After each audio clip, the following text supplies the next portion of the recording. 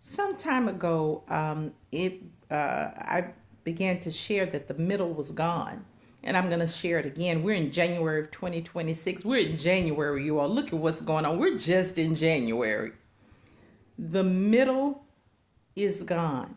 What am I saying? If you've not heard the message before, there's been a grace. You know, God has called us to be holy, and He's told us to choose you this day.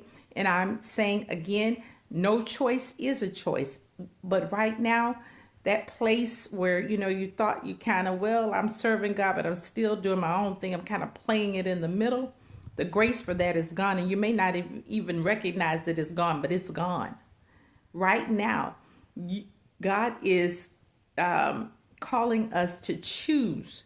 And if you're going to be on God's side, you need to get all the way on God's side. And if you think you're on God's side, please, right now, shut everything down. This is not a time to play. Shut it down.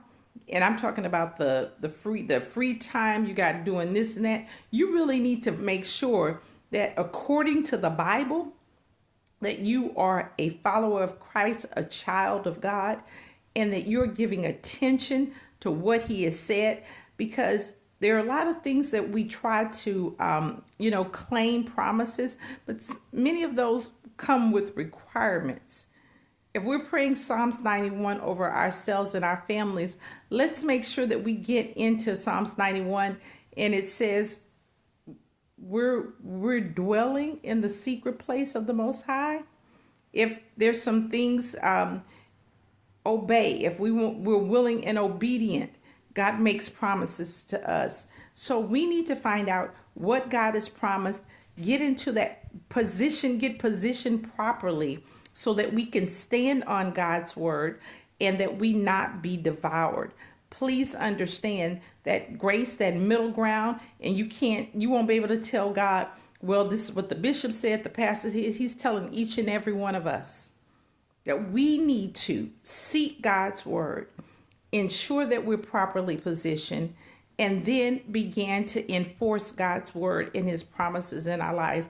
But again, if you choose to ignore His grace and His mercy and the warnings that God has given us, understand that if you're on the side of the devil, and please don't take, your job success, financial success, and all of these things as a sign that you're in right standing. Because there could be a lot of different reasons for that. But some of those reasons include the devil. The devil comes as an angel of light. He wants, many to think they're okay so that they don't make a decision. He comes and brings wealth and riches, but he's also the one that comes to kill, steal, and destroy. He already has a plan. While we're playing, he's got a plan. And he's looking for those who he can devour. How can he devour if you have an open door? You're disobedient.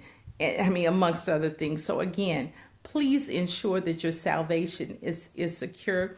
And then please stand in the gap for those who you love, who you care about, because God does not desire that any of us perish. But His word definitely tells us that there are going to be those who come and expect to get into heaven.